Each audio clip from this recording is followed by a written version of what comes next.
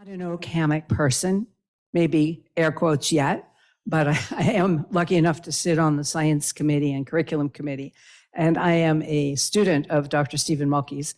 So I want to give you a brief introduction to Stephen. He began his career as a researcher and an ecologist climbing trees in the rainforest. And during and after earning his PhD at the University of Pennsylvania, he spent over 20 years as a tropical forest ecologist affiliated with the Smithsonian. He would climb trees with a crane and stay up there all day and measure gases. So besides tree climbing, Dr. Mulkey also climbed the corporate ladder. He was the president of Unity College in Unity, Maine from 2011 to 2015. And his vision resulted in Unity College being the very first college in the United States to divest its endowment from the top 200 fossil fuel companies, and the first college in the US to adopt sustainability science as the framework for all academic programming. Dr. Mulkey has served as a tenured faculty at 3 doctoral granting universities, as science advisor to the state of Florida, although there's a good story about that, and as program officer at the National Science Foundation. UF is very lucky to have him come out of retirement, settle back here in Gainesville, and teach at the university. Right now, he's teaching undergraduate classes, which is how I met him. I, like you, am a retired learner, and am fortunate enough to have discovered Dr. Mulkey. Oak Hammock is happy and lucky to have him here tonight to spend some time with us, looking at what the IPCC is doing to cool our fevered planet. And at dinner, Laura asked, are we going to leave up or are we going to leave down? Dr. Mulkey did say down. However, I've been his student and a raving fan since 2020. He is the most dedicated, the most thorough, the most passionate professor of my extensive university career. Do not mistake his passion tonight for despair. It's his capacity for caring that you will be moved by. So please give a warm Oak Hammock welcome to Dr. Stephen Mulkey. Thank you, Ellen. That was really nice. I really appreciate it. Thank you all so much. I'm honored to be here. I'm delighted to be here, in fact. And I especially appreciate Ellen's introduction, although it was a bit hyperbolic, but that's all right. So let's begin. If you could start with the presentation. What I'd like to do is introduce you to the Intergovernmental Panel on Climate Change Assessment Report number 6 that was just delivered beginning in August a year ago, and it concluded in April of 2022. This is a remarkable report. It is arguably the state of the art in terms of the science for climate change at this point in time.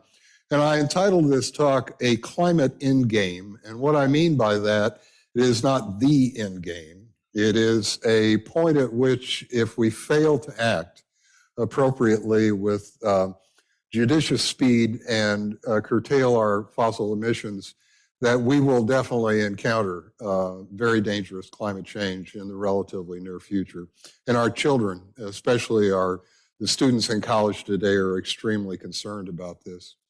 Now, when I give this talk to the students, I always preface my remarks by telling them in no uncertain terms that we have all the policy and all the technological tools that we need for them to have a meaningful and productive life for themselves and their descendants.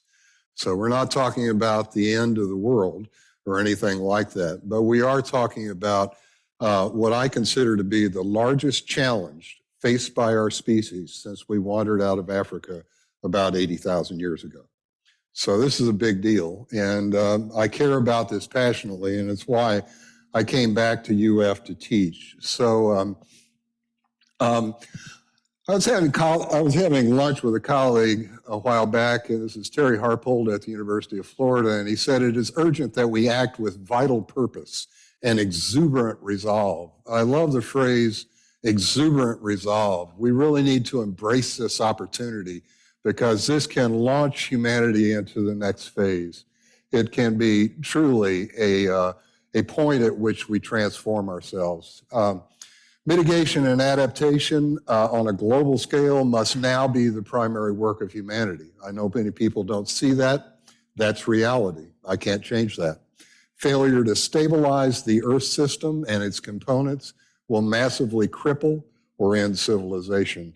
That would happen if we hit 4 degrees Celsius or higher. This is Antonio Guterres in April 2022. He said, "The jury has reached a verdict and it is damning. This report is a litany of broken climate promises. It is a file of shame cataloging the empty pledges that have put us firmly on the track toward an unlivable world." That's not hyperbole, that's reality as far as the science goes. The AR6 consists of 3 working groups. Working Group 1, the physical science basis of climate change. Working Group 2, opportunities for adaptation. And Working Group 3, mitigation of ongoing emissions and damage. I'm going to talk about all 3 groups, mainly 1 and 2 relatively briefly, and I'm going to spend most of my time on Working Group 3. So this is a colleague of mine at the University of Florida. He said very succinctly, this will be a fight to the end of our days and beyond. Mitigation to whatever level we can, and then centuries of adaptation. When I was president of Unity College, I had the incredible honor of hosting Terry Tempest Williams as a commencement speaker. And she says, "I think this is where we are. We're in this time where everything is being turned inside out, including us. Do we have the stamina to not walk away, to stay in this hard place of transformation?" And I think that really does sum up what people are avoiding. They're avoiding the reality that we absolutely must change now. It's getting hotter and weather is becoming more extreme. Unless you've been living under a rock for the last 15 years, this should be obvious. Air temperatures are increasing faster over the land than over the oceans. Overall, warming is at least 1.1 degrees Celsius higher than in pre-industrial times. And every decade since 1980 was the warmest decade on record at the time. There's no secret as to where this is coming from.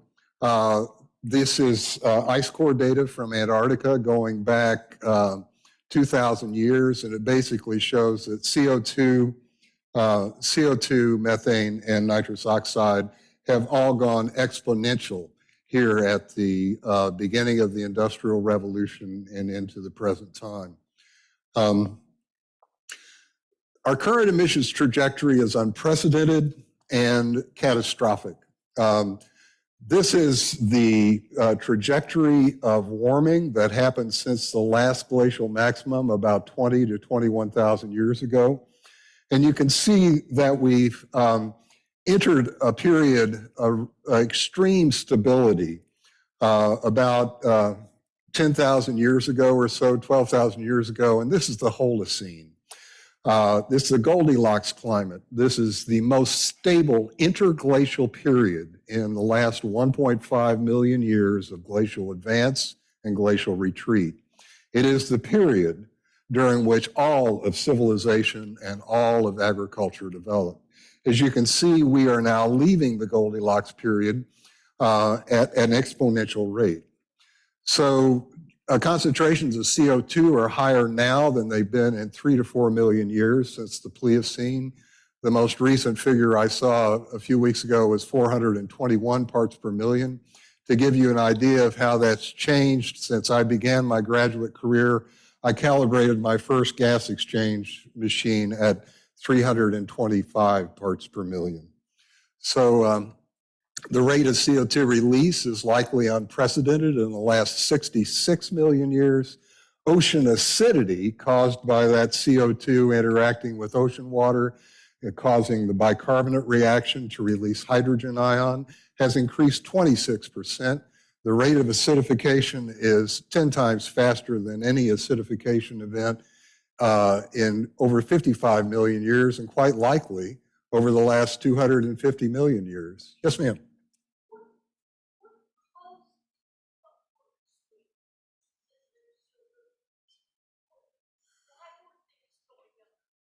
Because of the Industrial Revolution. the steam engine, automobile, all of the things that burn fossil fuels.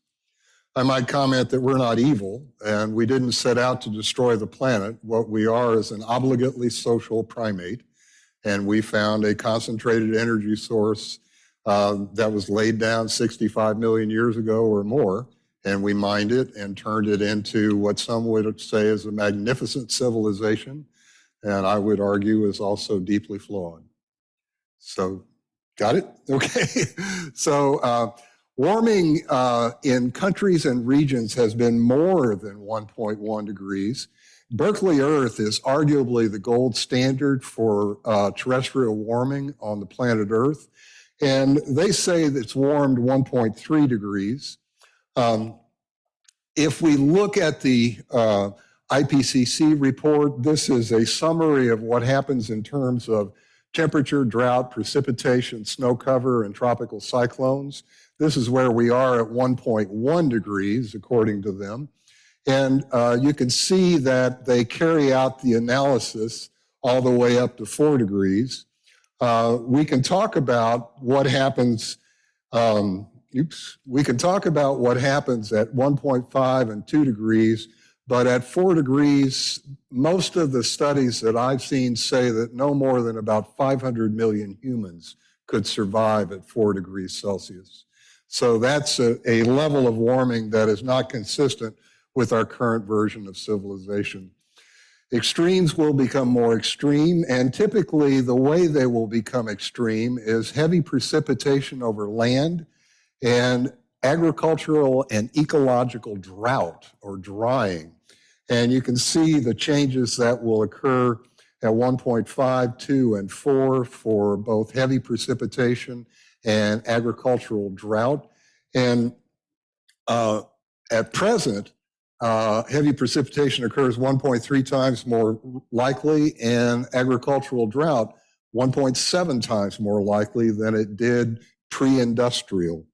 So the point here is that warm air can hold more moisture than cool air, and for every degree Celsius increase in global average temperature relative to pre-industrial, the atmosphere can hold on average 7% more water vapor.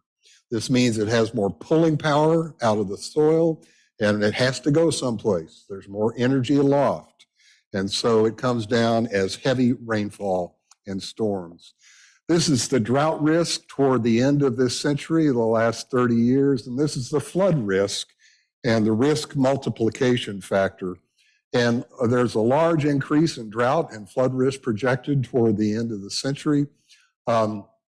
Analysis here in this particular paper uses medium emission scenario consistent with current policies and pledges from the United Nations. And soil moisture is perhaps the most important factor for agriculture. There will be regions that will be drier and wetter. The annual soil moisture is extremely important for our food supply. And the thing that worries me a great deal is the fact that the Amazon basin is drying out. And this is the largest forest carbon stores in the world. It's drying out and becoming a carbon source rather than a green carbon sink that takes CO2 out of the air. And if you look at the region in purple here, you see that the breadbasket of the United States is one of those regions slated to dry out. To give you an idea of how important soil drought is, perhaps you've heard that they're having a lot of trouble moving freight down the Missouri and the Mississippi rivers. And this is a consequence of the drying out of the soil in the watershed of those two major rivers. The Amazon basin has already become a carbon source. It is approaching a tipping point where it will become a biome-wide carbon source. Only 33% of it remains intact today. The drivers are drought amplified by climate change, fire, logging to create agricultural land, most of which is used for beef. And a smaller amount is used to create soy, which is used for animal feed.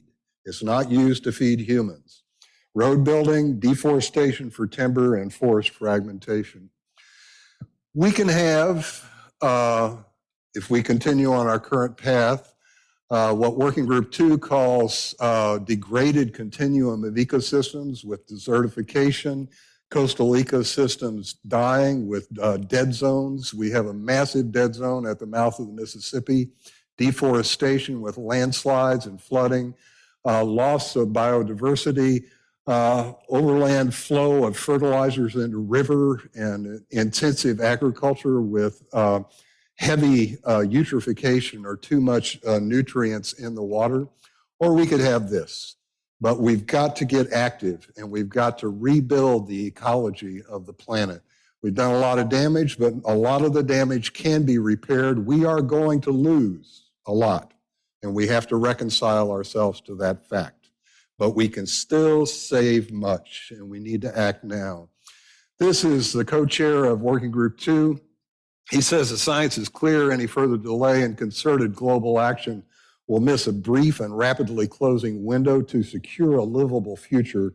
I think that's accurate.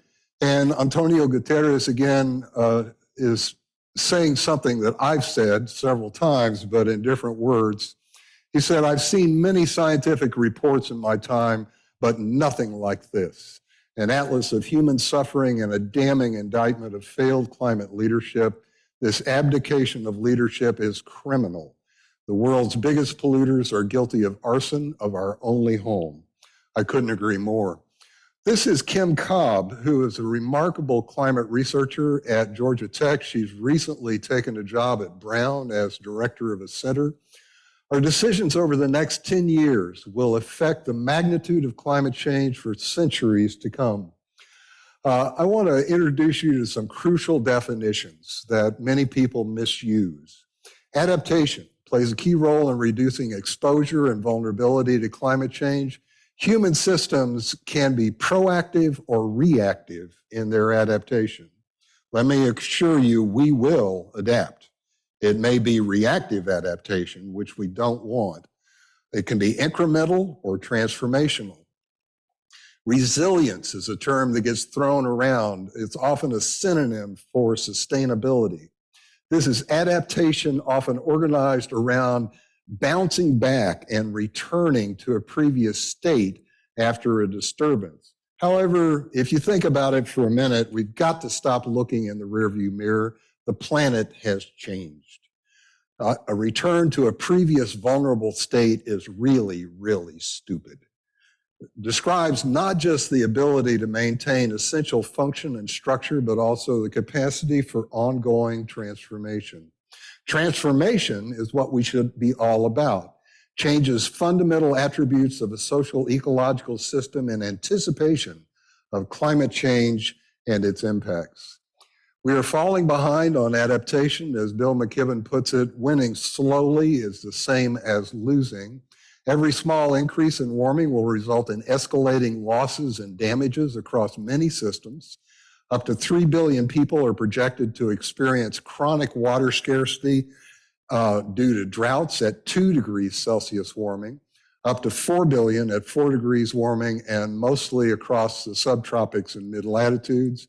By 2030, about 250 million people may experience high water stress in Africa, with up to 700 million people displaced as a result. That comes from Chapter 9 of Working Group 2. Projected flood damages may be up to 2 times higher at 2 degrees Celsius warming and up to 3.9 times higher at 3 degrees when compared with damages at 1.5. Up to 18% of all those species assessed on land will be at high risk of extinction if the world warms 2 degrees.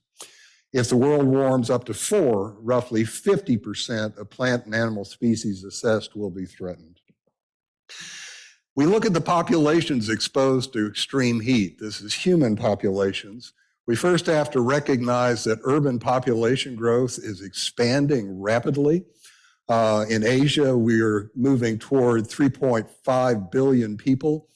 If you look at what the historical period of warmth is, you can see that the equator, of course, is a warmer place, But as we move into 2 degrees Celsius warming, if we move into 2 degrees Celsius warming, what we're seeing is parts of the equator becoming unlivable, especially not places where you can work outdoors. Primary vector-borne diseases will expand. We've got global warming plus urbanization, resulting in an increase in the incidence of vector-borne diseases. Things like Chagas disease, malaria, dengue, Zika, Lyme disease, and leishmaniasis. All of these are showing expansion currently. Global food supply is at extreme risk. This is the, this is the food production loss, drought-related and other climate-related losses as we move from 1970 to 2013. Even warming at 1.5 degrees Celsius will see 8% of today's farmland become climatically unsuitable by 2100.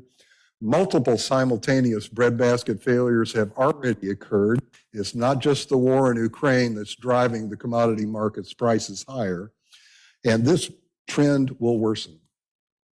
Everybody who lives in Florida wants to know about hurricanes, and this is 2 images of damage from Ian that happened recently on the west coast of Florida.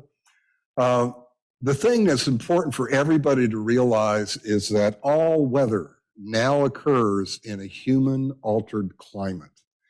So the correct question to ask is not, was a particular event caused by climate change? The correct question to ask is, which features of that event are attributable to climate change? There's a whole field known as attribution science that has exploded in the last 5 years. And that's where a lot of our information is coming from about hurricanes.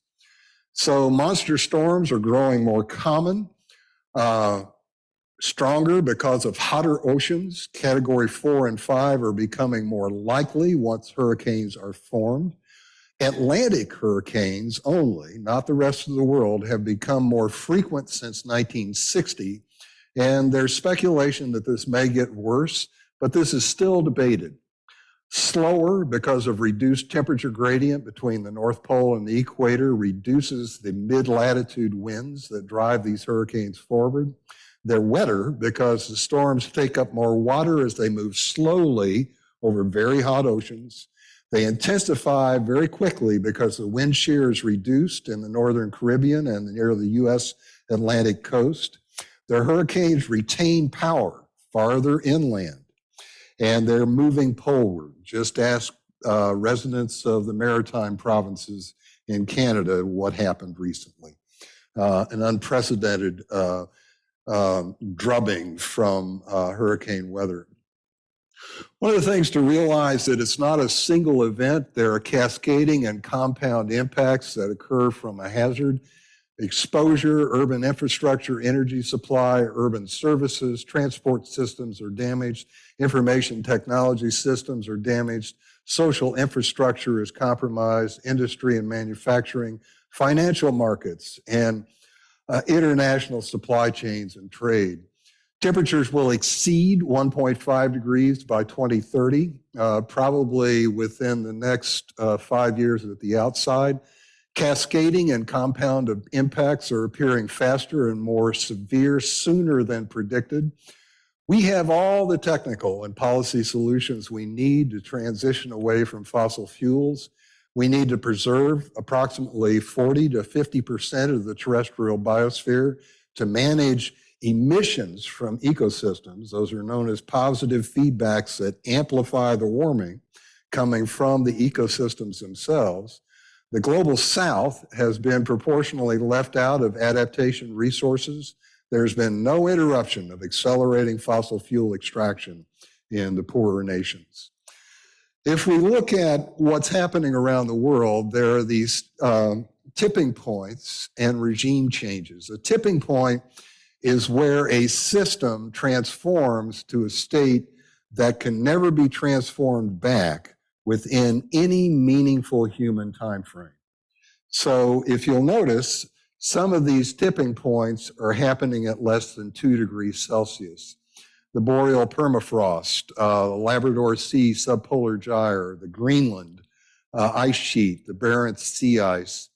Now, that's not to say that Greenland is going to melt precipitously at 2 degrees Celsius, but rather that it will be committed to a 200 or 300-year trajectory of melting that will be very difficult, if impossible, to reverse. Various efforts that lock in infrastructure are identified as maladaptation. For example, Miami was singled out explicitly for sea walls and pumps. There's no way to build a seawall on top of limestone or old beach, which is the substrate of all of Florida. So impacts on global health are severe and interacting to produce compounded effects.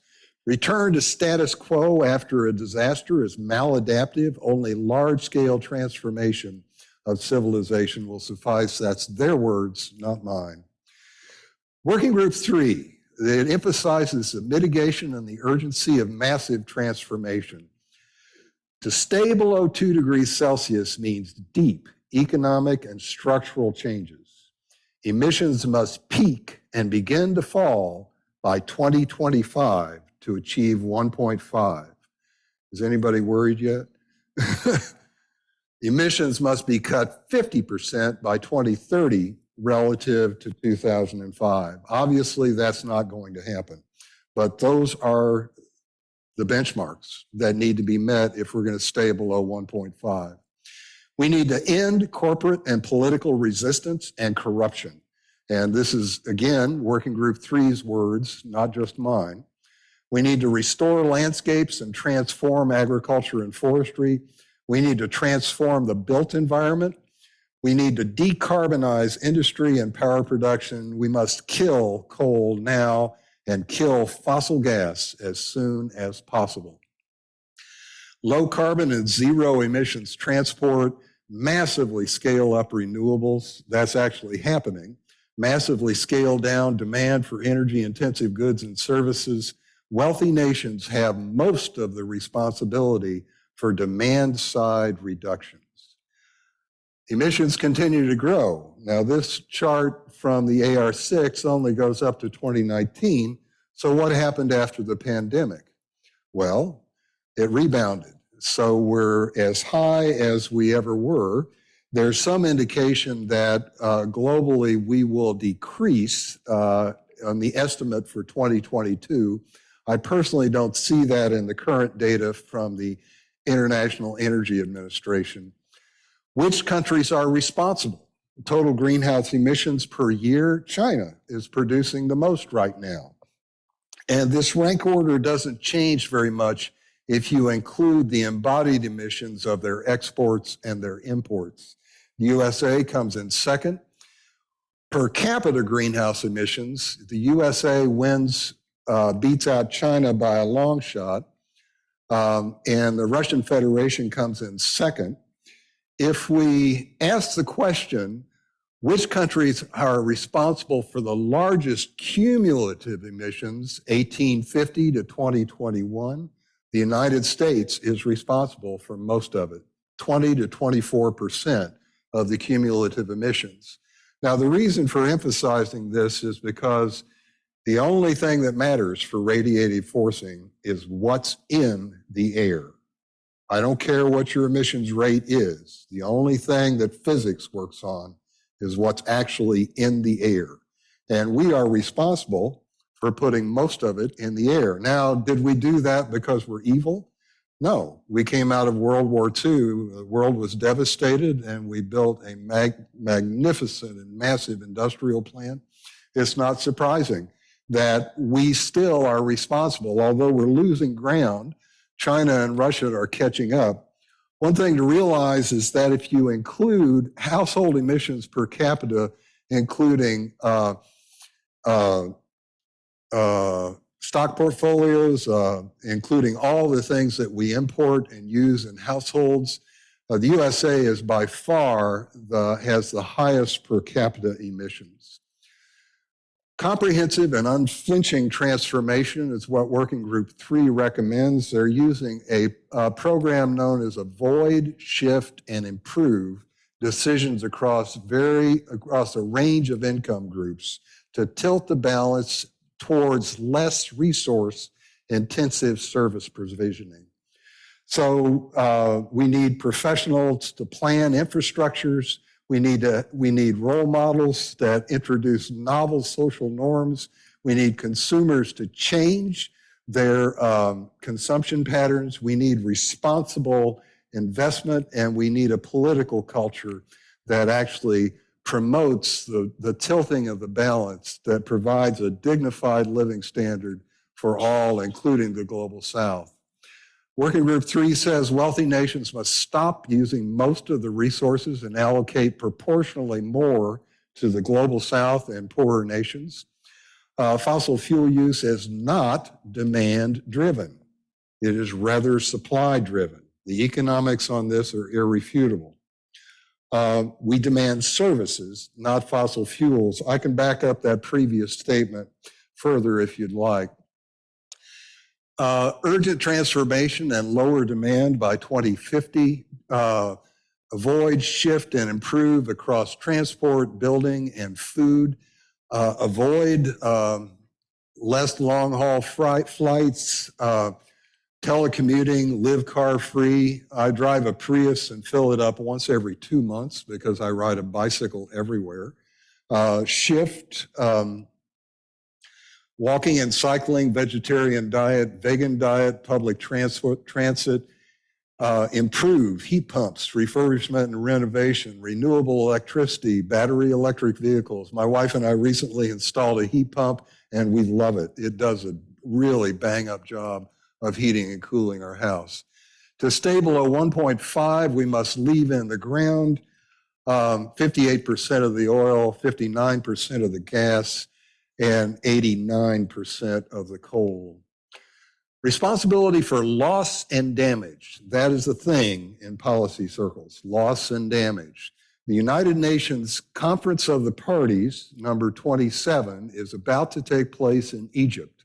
The Conference of the Parties is the conference of 193 nations that come together to talk about how we move forward. And you can see that the economic damages, this 2022 study calculates the economic damage caused to other countries by top emitters. The US, China, Russia, India, and Brazil have collectively caused $6 trillion in income losses from warming since 1990. That's approximately 11% of the global GDP.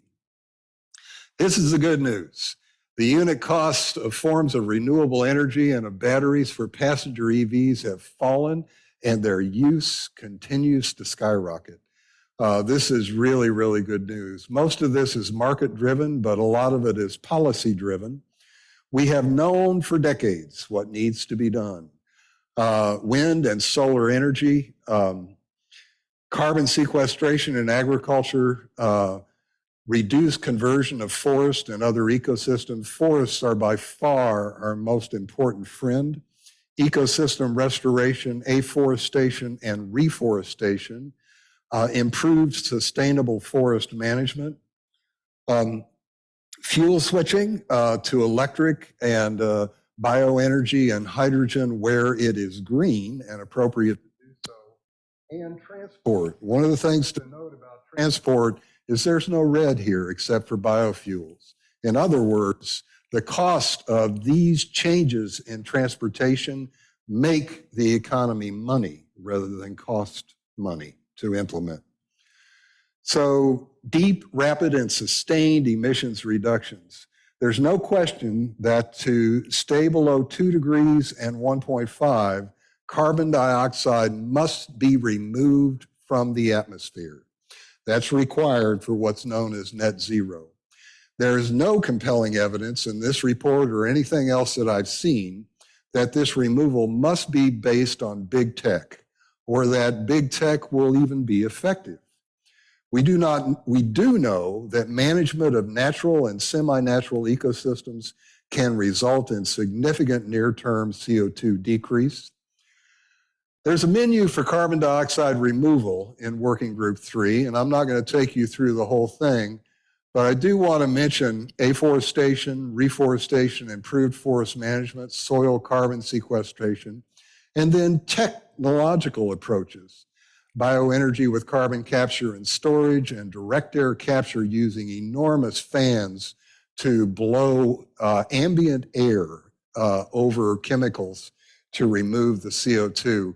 Let me remind you that CO2 exists in very low concentration in the atmosphere, 0.04%. So this is really hard to do. Once it is acquired, we can store it in the land or in the ocean. And the time scale of storage is decades to centuries, centuries to millennia, and up to 10,000 years or more. Now, one thing you need to be aware of is that anytime you see carbon capture with storage, the captured CO2 is now being used for something called enhanced oil recovery. That is exactly what it sounds like. They capture the CO2, they mix it with water, they pump it under pressure down into depleted oil wells to force out more oil, which is then put into the fossil fuel system. If that sounds perverse, well, it is. There's no question that it is. If we look at the tech-based carbon capture and sequestration, it will grow according to the market projections. Right now, in 2021, 73% of the carbon that's captured is used for that enhanced oil recovery. And in 2030, it may be reduced to only 20%, and dedicated geological storage will be employed, but only with the right policy incentives. This will not save the fossil fuel industry. Carbon capture and storage does not compete well with carbon-free alternatives for power production or transportation and energy storage.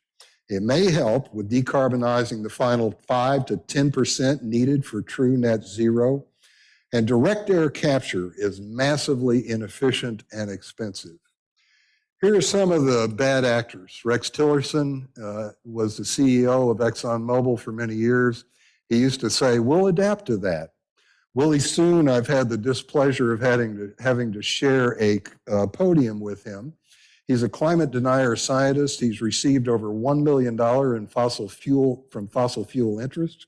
And the Koch brothers, a toxic empire, not a publicly traded group of companies, but nonetheless, they have invested millions and millions of dollars, literally over the years, hundreds of millions of dollars in climate change denial. And the interactions among politics, economics, and power relationships are responsible for the lack of urgent action. These are the most important statements coming from Working Group 3. Opposition from status quo interests and lack of low carbon financing are primary barriers to action. Climate science has been undermined by counter movements, media, and misinformation. Corporations are primary obstructionists to climate action. Future CO2 emissions from existing fossil fuel infrastructure, just the stuff that's operating right now, will result in overshooting 1.5. The existing infrastructure must be decommissioned. We have to walk away from it, whether or not we want to. It's a sunk cost that we're going to lose. This is William Nordhaus, the Yale University economist who was awarded the Nobel Prize in Economics in 2018 for his models of climate change costs and benefits. In his early model, he said that 4 degrees of warming is okay, provided the global GDP grows sufficiently. Do not let anyone distract you from the work at hand, which is economic growth. Many ecologists and climate scientists strongly disagree with that statement.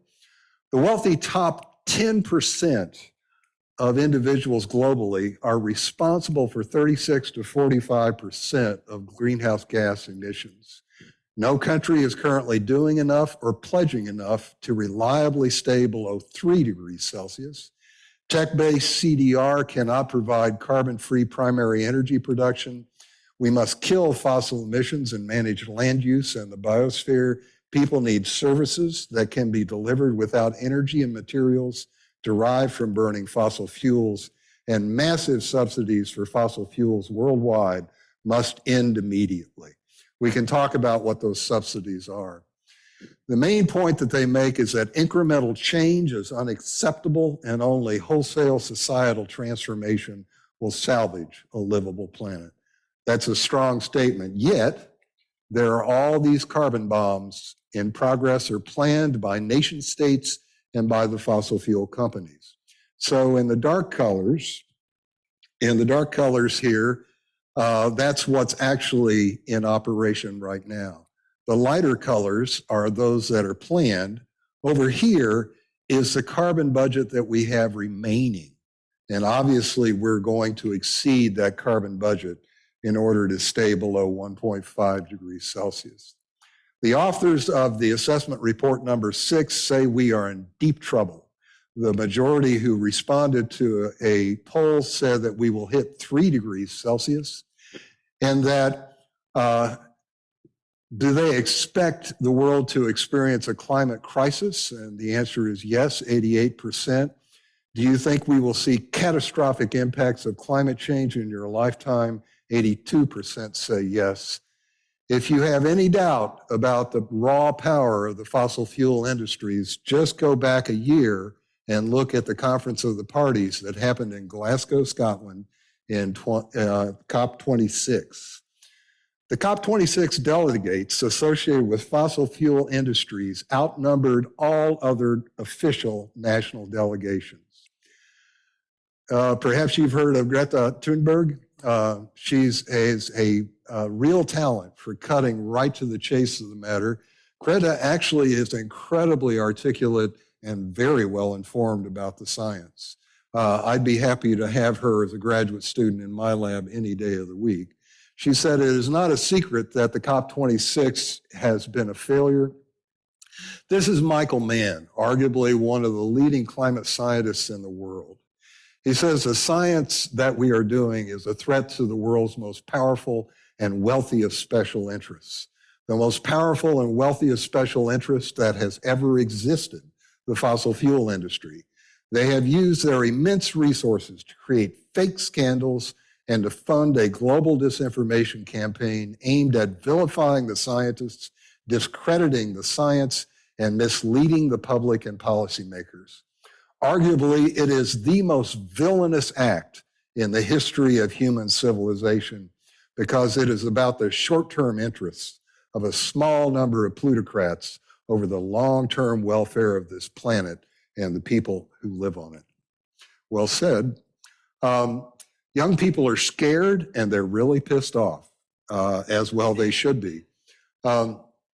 These are the scenarios shown in this graph. I was born in 1953, so I don't even qualify as a 1960 cohort. Students that are born in 2020 are just now in college. They're 18, 19, sometimes 20 years old. And the current pledges are shown in the red, what it would take to stay at 2 degrees Celsius in the brown, and the yellow at 1.5. You can see that the 2020 cohort is going to experience 4 times, 6 times, and 7 times the lifetime heat wave exposure. I run out of the ability to count the ecosystems that I have seen decimated. I've been an ecologist for 40 years. We have lost so much, ladies and gentlemen, and it is continuing. People born after the year 2000 will have, I'm sorry, I should have said, I misspoke. The 2000 cohort is just now in college. The 2020 cohort has just been born. People born after 2000 will have never experienced the relative stable climate of the 20th century. By late this century, there will be no one alive who has not lived on a progressively disrupted Earth. And that really concerns me. I think it should concern you. Change everything, well, almost, and do it now. Young people are demonstrating all over the world. People of color are active all over the world. I am Mulkey at ufl.edu. I'm very happy to answer your questions if you wish to send me an email. And with that, thank you very much.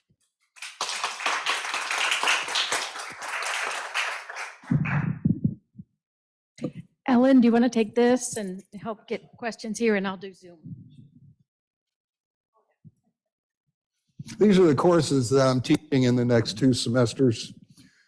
Climate Change and Human Systems, which is a pre-health course.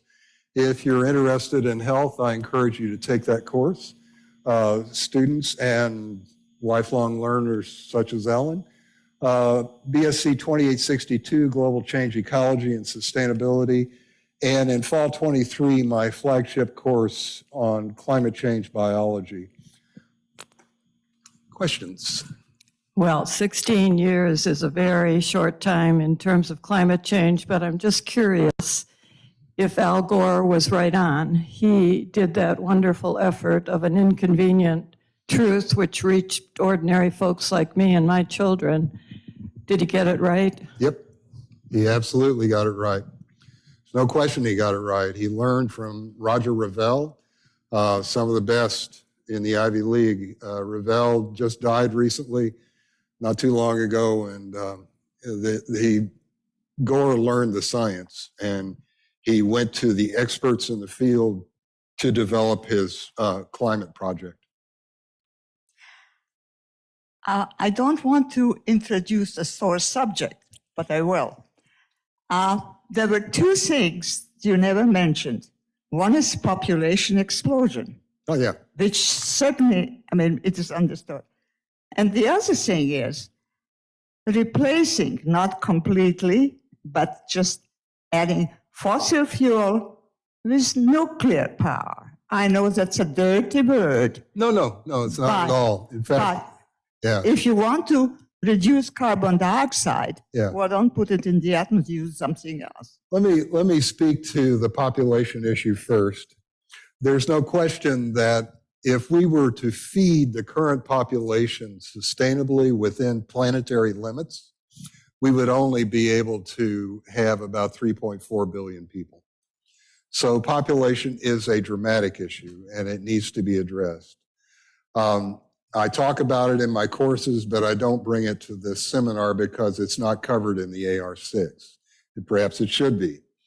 With the question of nuclear power, I'm an advocate of nuclear power. The main problem with nuclear power is that it is very expensive and it has at least a 15 to 20-year timeline to scale up as a global resource.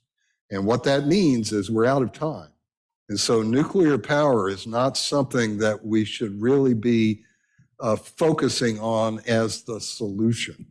It can be an adjunct, and nuclear power is part of what's considered. I do teach 2 modules on energy alternatives, and so your questions are very well stated and absolutely important. Thank you very much. Thank you. We do have a question here on Zoom. Barbara, if you'd like to unmute. Thank you. Thank you for a very interesting lecture. My question is, I'm reading Michael Mann's book right now. I'm very impressed with him and with you for citing him. But do people really want to make the changes that are necessary? In other words, the main thrust of the talk is that we need to reduce or eliminate fossil fuels.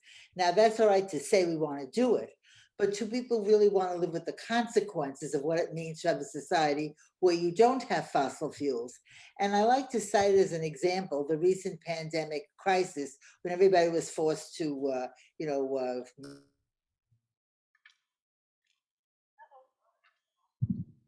Yeah, you. All right, repeat that, Barbara. We were forced to do something. Oh, should I start from the beginning?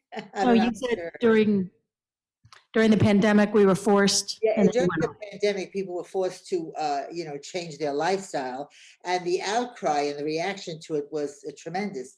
So getting back to my main question, are people really willing to live with the changes that would occur should we actually try to end the use of fossil fuels? No. Short answer, they won't do it. And so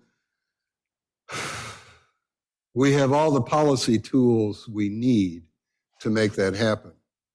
But we need politicians and policymakers with the courage to move forward with this and to make it happen. Congress needs to unify around this global crisis.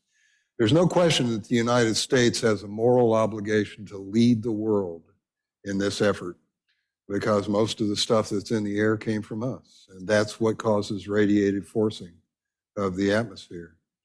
So are we willing to deal with the fallout that it would take to do that? I don't see the willingness yet.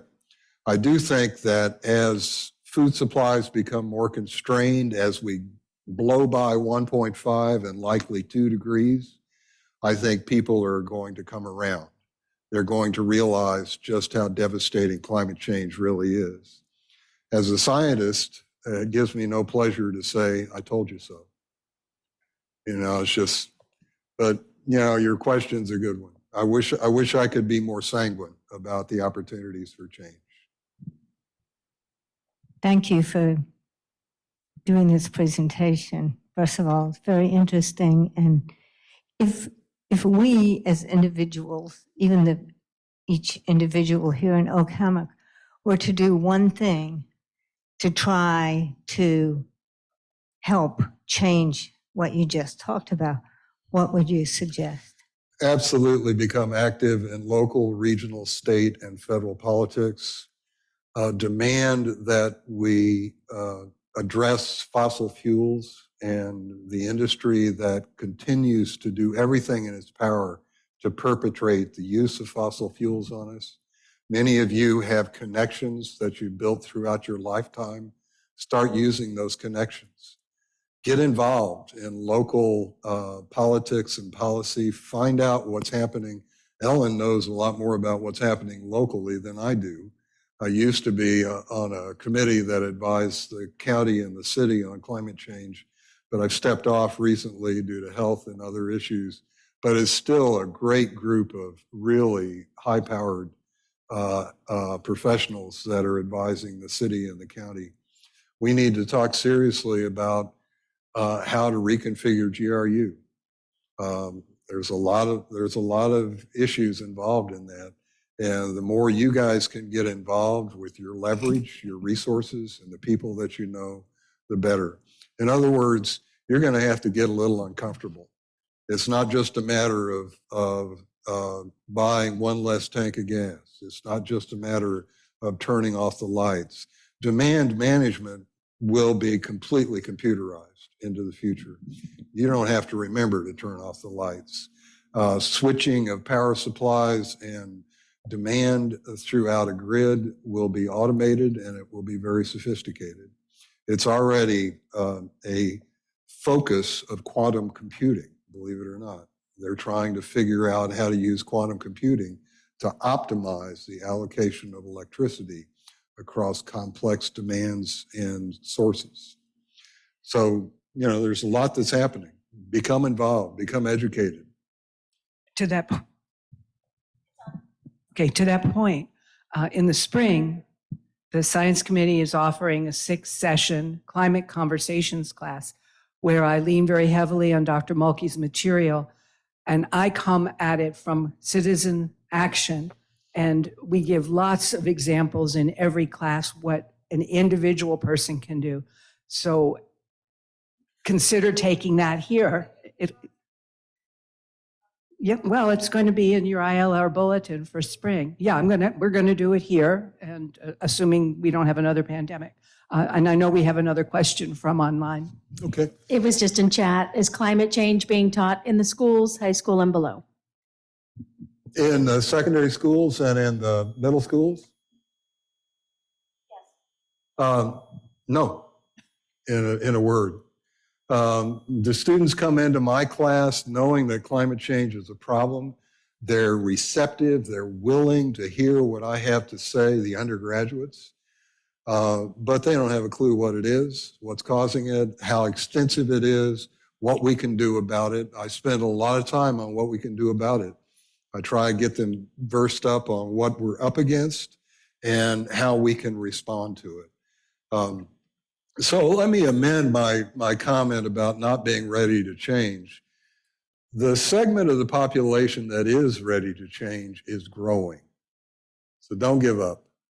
It's growing. It's getting bigger and bigger. In March of 2007, I was science advisor to Charlie Crist and his legislature in his previous iteration as governor, his previous incarnation. He wanted to be like the Arnold Schwarzenegger of Florida. He had all these executive orders about climate change and getting Florida ready for climate. And so I was invited to give a talk to a joint session of the House and the Senate. 4 minutes into my talk, Senator rose from his seat, called me a liar and a charlatan, and demanded that I be dismissed.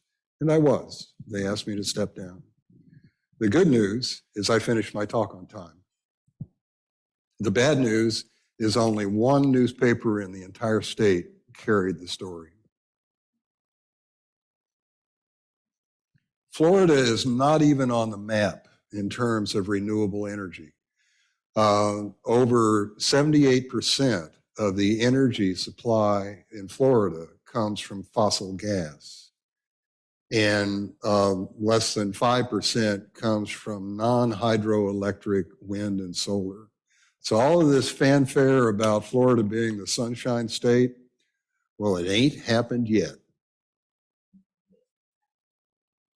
Well, let me give you another example. Along about 2005, Senator Bill Nelson's staff called me in my office, and they said, we've got members of the public utilities here telling us that Florida will never be an important solar state because it's too hazy.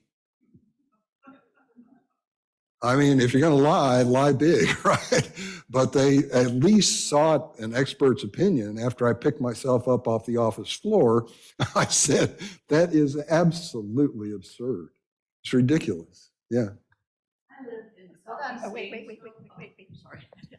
I live in Southeast Gainesville, and recently our neighborhood association, we interviewed both of the candidates for mayor. Mm-hmm. And Ed Bilarski said to us that there's not the technology available right now to store solar power, like the batteries aren't available. So he said, we really have to use natural gas until he wanted to update the our power plants.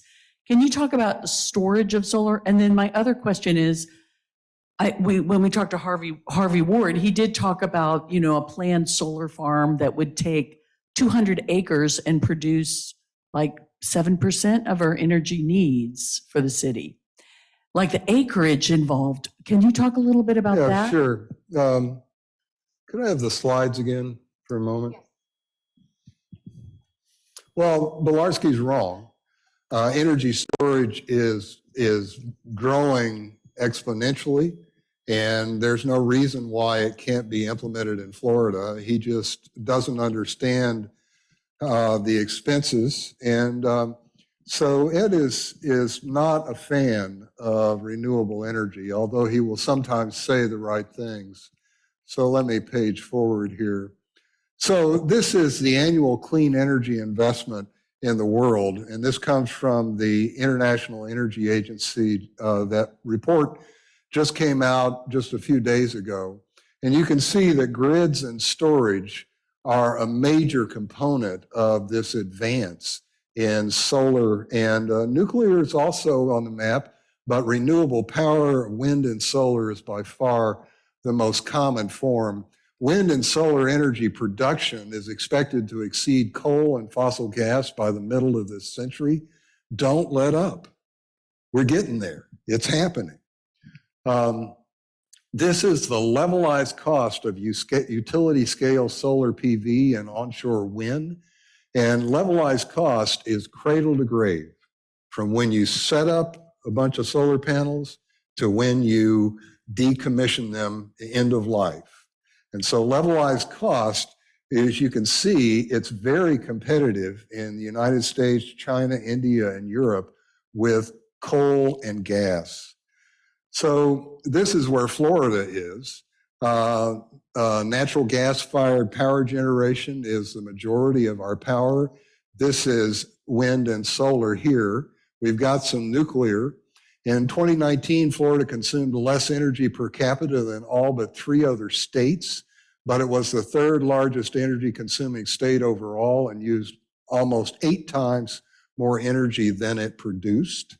Florida's many tourists helped make the state the nation's 3rd highest motor gasoline consumer in 2019 and the 3rd highest jet fuel user in 2020. Florida is the 2nd largest producer of electricity after Texas. Natural gas fuels about 75% of it, Florida's total net generation. So China leads the world in terms of solar photovoltaics, and it has for several years. And often I hear people say, well, what about China? Well, there is what about China. They also lead the world in wind energy. We have focused on onshore wind. They have focused on offshore wind. And here is the area required beyond 2018 for installing renewable energy. I don't know where Harvey got his numbers, but he's wrong. And you can say that Mulkey said he's wrong. He's just absolutely wrong. There's no need to consume that much land. You can see that installations of wind and solar PV and concentrating solar power will total less than 1% of available land. Of 143 country land, onshore wind, utility grade photovoltaic, and concentrating solar power, the total is 0.66. We have all the land that we need to do this. And so I don't know if he said it would provide 7% of the energy, but I disagree. He's not looking at the right numbers, and he's not considering the importance of energy storage. So energy storage is coming on gangbusters. NextEra Energy Corporation here in Florida is building one of the largest storage facilities in the world. It isn't online yet, but it's getting there. So that's right here in Florida, and they're some of the good guys, although they're driven by the profit motive almost entirely.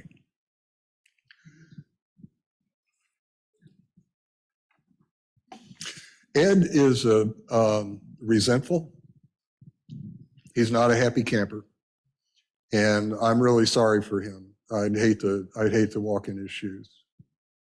Harvey needs to be more aggressive, in my opinion. He needs to take the bull by the horns and realize that we're not going to be able to please everybody getting through this. That's just my opinion. Yeah. What about the wind energy? I don't hear us talking about that here. Not a major player in Florida. Offshore wind, yes.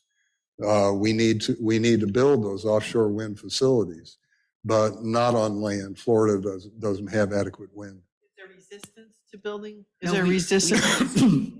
There are people that are NIMBYs, not in my backyard, and all I can say is,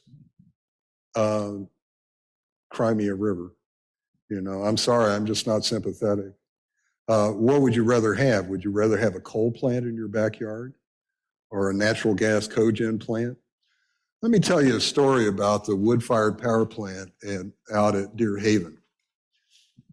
So when I left here in 2007 to go out west to build the environmental science program at the University of Idaho, and by the way, the reason I left is because Jimmy Cheek, the vice president of IFAS, closed my office because I was talking too much around the state about climate change. I was an embarrassment to agriculture. So he essentially fired me, sent me back to my tenure home, at that time was botany. The chair walks in and he says, well, you've got to get a bunch of grants to go back to the tropics. And I said, I'm not doing that right now, I'm doing climate change. And he said, well, I'm going to start giving you bad reviews. And I said, okay, it's time for me to leave. So about that same time, I was recruited to build the environmental science program at the University of Idaho. So we packed up and moved to Idaho, kept our home here. And once we got out there, before I left, I had served on the Alachua County Energy Commission. And we had done a back of the envelope, literally the back of an envelope, series of calculations about how much waste wood would be generated in the region that could power a power plant. And so we came up with some figures, and the numbers that I still have in my file cabinet are 1/5 the size of the one that was built. So the one that was built was a monster compared to what we thought was sustainable with waste wood in this region. And so to this day, I still want to see an audit of where the wood comes from for the Deer Haven plant. So later on, I become president of this college in Maine, and one day my phone rings, and it's one of the town mothers of Rockland, Maine. And she said, there's a company here that sold a bunch of people on the idea that we could have a big fossil gas-fired cogen plant that would feed a big market and make the town a lot of money. And she said, I wonder if you'd come and evaluate it. So I went and looked at it, and it was an absolute nightmare. And it was the same damn company that took Gainesville to the cleaners. Same damn company. So my last words were to that meeting in person were, please run as far and as fast away from this as you can. And the company rep came up to me and he said, we didn't see you coming. And I said, well, I'm from Gainesville. We remember what you did in Gainesville. So their goal is to build the biggest facility possible because that's how they make their money. And they move on and hit somebody else. And that's what they did to us. They hit us. We tried to sue them. The city tried to sue them and ultimately failed. And so now GRU and the city are stuck with this big price tag. And it's not at all clear to me that it's a sustainable power plant or that it runs entirely on waste wood. I want to see an audit of that wood. You may quote me. Even if it is waste wood, even if it is waste wood, isn't burning wood putting carbon back into the environment? It depends on the time scale. So if you burn a whole lot of carbon from wood in a time scale that's necessary to generate the equivalent amount of energy of burning coal, then you've got to fix that same carbon through photosynthesis in the same time frame. Otherwise, it's not net zero. And there's no way to do that. Plants don't fix carbon that fast. They do it plenty fast. Photosynthesis is nothing short of a miracle. I mean, if I were to look at something on the planet Earth that I would call an absolute miracle, it's the electron transport system in photosystem 1 and photosystem 2. It's amazing to me that it ever evolved. But, you know, the one, not that I don't think it didn't evolve, I'm sure it did. But the one thing I can say about waste wood is that in theory, it's going to decay and lose its carbon anyway through methane or CO2 as it decays.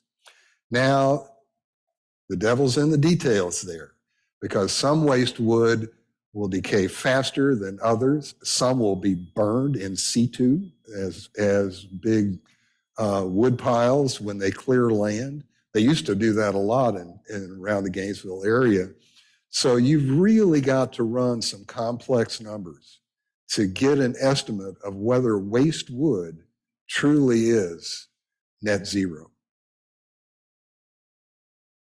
So the ecology matters. The ecology of decay and the ecology of how wood interfaces with the ecosystems that it lays around in. So.